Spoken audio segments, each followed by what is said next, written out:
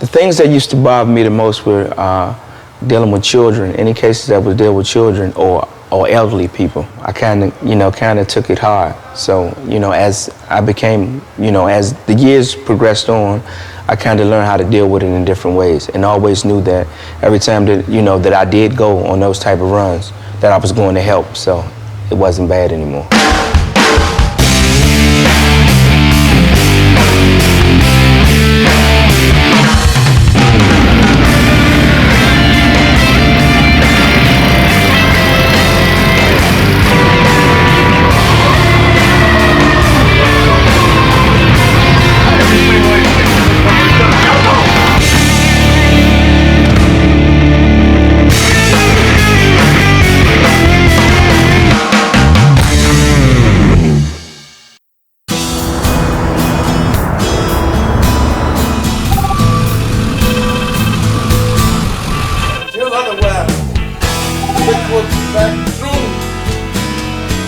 When I got hired, it was 1986, and in January, and after after my time at the training academy, I was assigned to Engine Company 31. It was one of the slowest firehouses in the city, and being young, I wanted to be active and busy, so that was a challenging year. Yeah, so during my probationary period, there was not one particular run that affected me, but it was just working with the folks up there. It was a good growing time. It was a time that was devoted to studying, which really has affected me and shaped me. I mean, I'm big into studying the books, and I like to learn as much as I can. So that year was good for that. Okay, you got your Lieutenant Craig Duck conducts a classroom training session with his crew from Truck 15. We got the 100 PSI. Now friction loss for an 1.5 hose per. Okay, so I got how much? 30, 60, 90, and 105. Right. Okay. See, that's for your friction loss. Right. And your elevation. Elevation is 4 floors, you only count 3. Oh, on the second floor. Right. 210 then. Okay, You yeah, only okay. count 3, I'm which looking at the gives end you of the head. 15 makes it 2 right. And the same thing with with this one. You got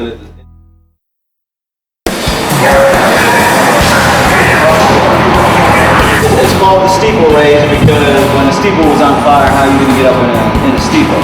So that's what this Lieutenant Craig Duck prepares the men for a training exercise with the ladder, being used in an open space. Building at the training academy, so it's just kind of a little fun thing. We had one opportunity to use it, and we didn't.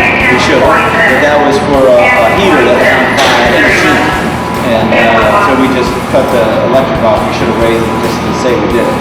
So that's pretty much it. But what you have to do with this is everybody has to pay attention, and we're gonna turn this rope bag into almost like the tormentor poles. So we're gonna get 4 people on the ropes, and then you get 2 people on the base, and then somebody just climbs up one side and comes down the other. It's a little bit easier in here than it would be outside when you got nothing around. It's kind of like a little pump effect or whatever. But basically what we're gonna do is take, how much is that? I don't think that's like 100 feet, is it? Is there 2 of those? One on the engine? If you got another one, because the object would be to take a 100-foot rope bag and split it in 2, and then split those 2s again, and that's what you're going to use for here. But we can split this in 2, and the other rope bag. All right, so give me about a half rope. To raise a ladder inside the building. So like a big gymnasium, a big steeple, a big church, a big something where there's something going on in the center that you need to get to that you can't set a ladder up on. That's why it was called the steeple raise. Okay? you can't have the wrong end there, huh? It was on the camera too. Cut! They do. It doesn't have to be exact, you just have to have. How much do you need? No, 50 feet. Alright, so we'll start this. Somebody put the run up 1 click. There's 1, 2. Now, 3. take your halfway point of this rope that you have here and make it close it.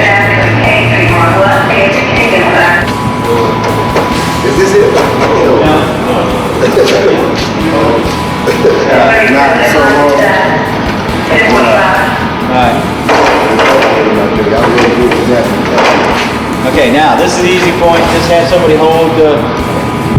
You can be on a rope. You can be on the other one. So find two people here. Like a 45. Yeah, it'll end up being like a 45. And then, yes, I'll do the old. So you're going to heal it. Yes, sir.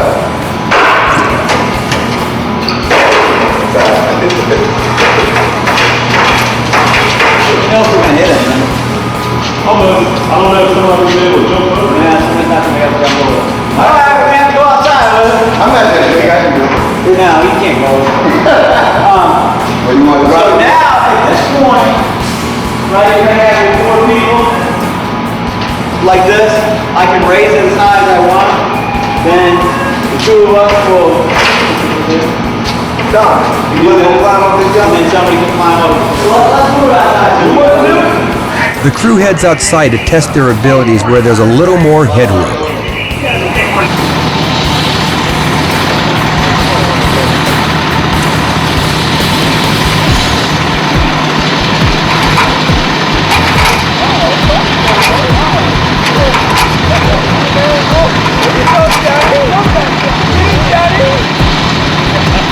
This exercise is all about trust.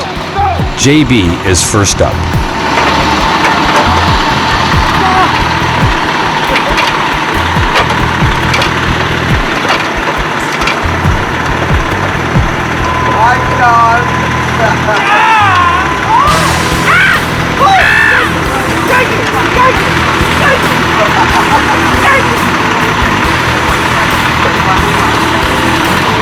Johnny, baby, big screen. Johnny, go too fast.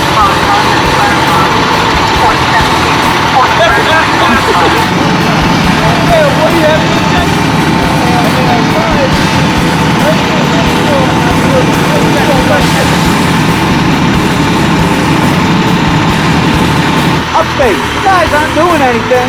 Hey, hold on. When you get up top, it's a monster, eh? Yeah. Y'all got it? Yeah, we got it. Kind of late to ask now.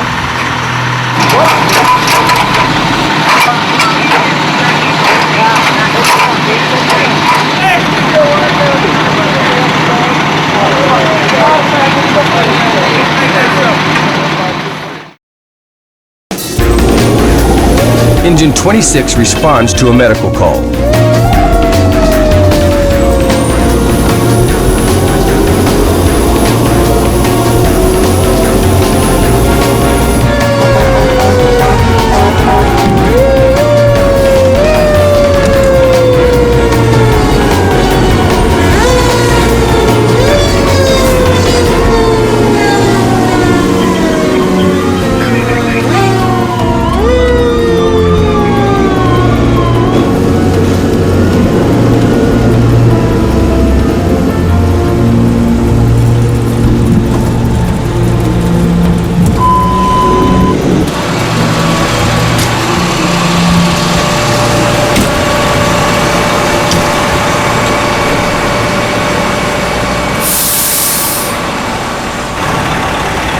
The victim was stricken with pain while on the public bus.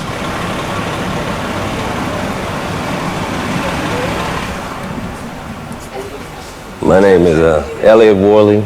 I became a firefighter because the schedule, and I like helping people. We got out the academy, we were assigned to the ambulance, so I was assigned to ambulance 32 over in Southeast. Then we went back to the academy, finished up our firefighters and stuff, came back, and I was assigned here. Been here ever since.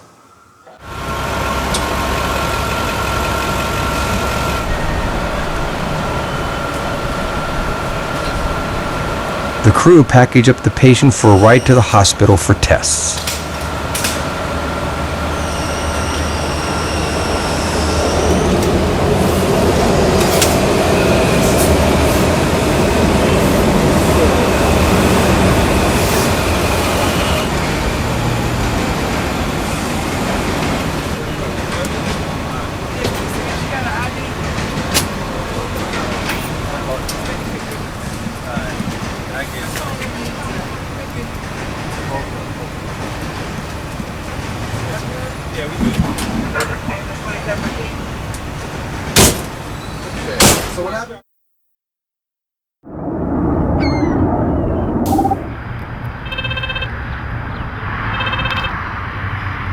Abdullah Rockman, formerly known as Marcus Craig.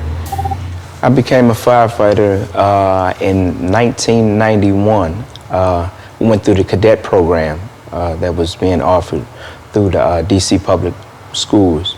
I had a couple other buddies that played football with me and kind of introduced me to being, becoming a firefighter. Told me it wasn't, very difficult, and kind of told me that, yeah, he thought I would like it, so I tried it and turned out to love it.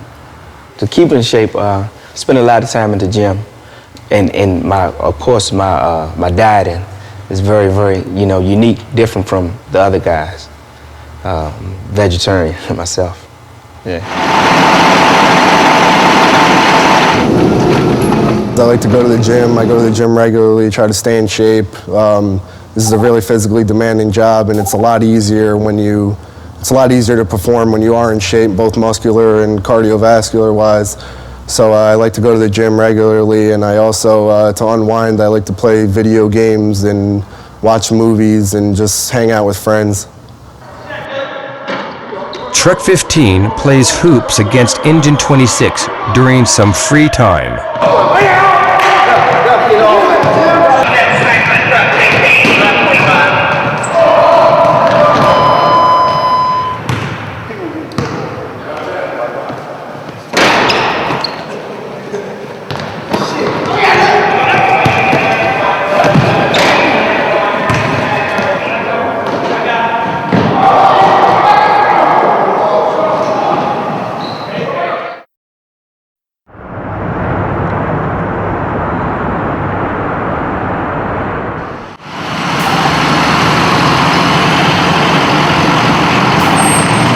My name is Juan firefighter, EMT technician.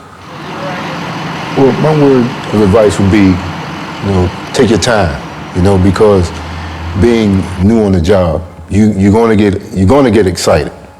It's only natural. From the time that bell goes off, your heart starts rushing, your nerves are jumping, because you don't know what to expect. And throughout my whole career, it's been that way. You don't know what to expect. It might come out as seem like something that's not that bad. When you get there, all hell breaks loose.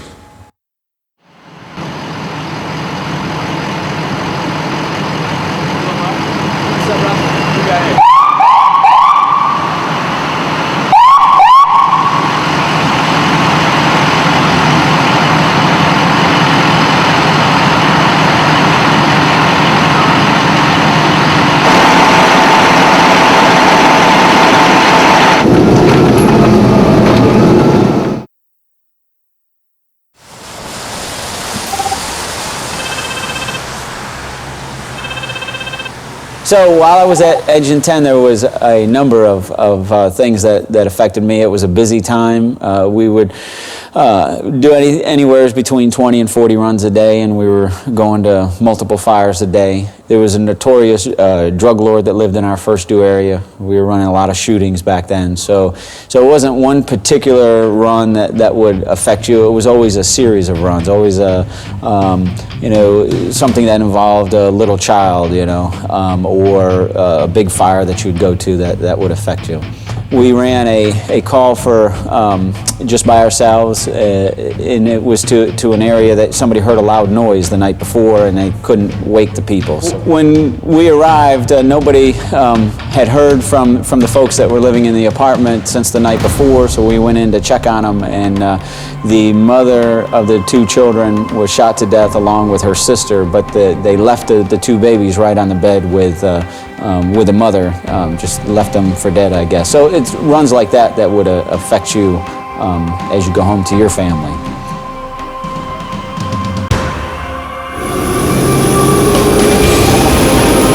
Truck 15 has responded to a medical call. A child begins seizing as a result of a high fever.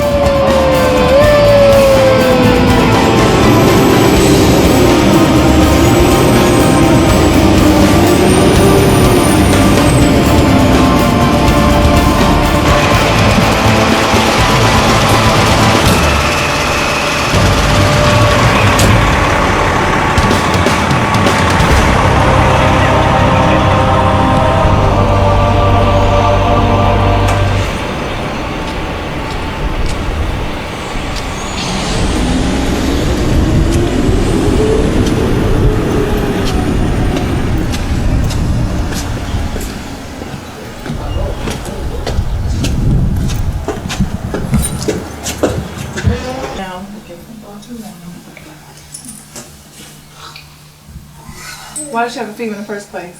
Well, we was yesterday outside on Sterling, Virginia to the church. And she was outside playing with it. Not outside, but in the porch. Right. Inside the church, playing with the kids. Yeah. Look at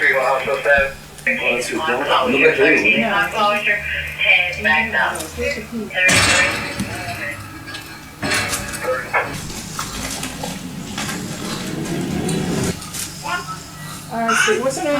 Giovanni. Giovanni. She kept crying and crying. Okay, cool.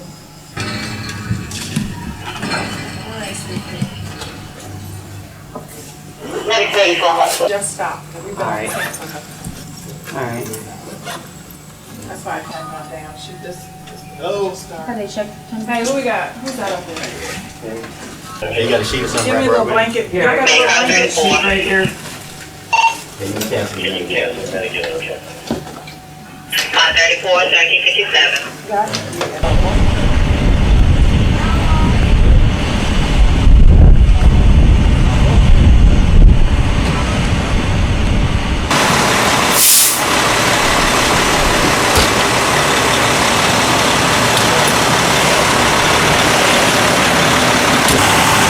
It was a medical call for a child having a febrile seizure. Kids have febrile seizures when their body temperature gets too hot, when they strike a fever. Most adults will shake to heat their body up. If they're cold, kids are the exact opposite. So kids get fevers, they start having seizures, the body will start shaking to reduce the heat. Nothing BLS providers can do, so we just put some oxygen on her. Medic 12 came and transport to Children's Hospital.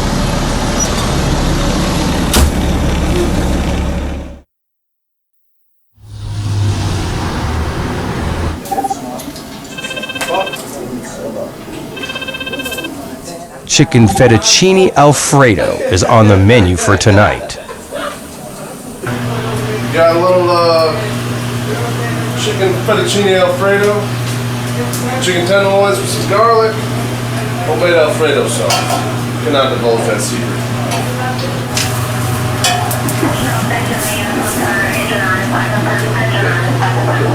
You gotta get out of here when I'm making sauce, Dave. I can't have you looking at my secret recipe.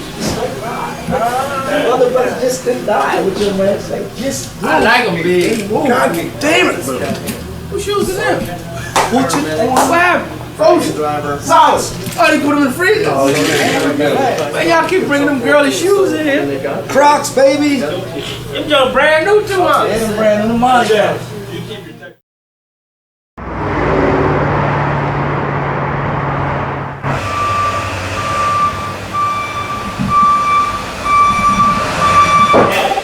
DC Fire and EMS are doing cross-training.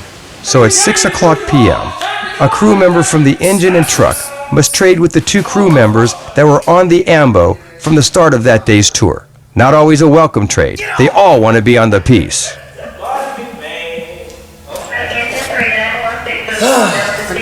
It's a dog. Been on an ambulance all day. Now you gotta get on the fire truck. Who knows? Take a beating on the fire ground all day, all night. What am I supposed to do? What can you do? But do it, right? Change out your partner's gear for. Is Marty going on the Ambo? Now you don't know who wants to go on the ambulance. Who's supposed to be on the Ambo tonight? Truck 8.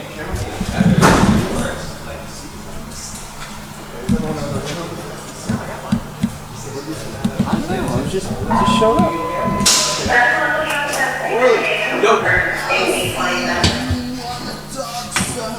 Say what? Oh, that's Pink Floyd. I've heard that song before.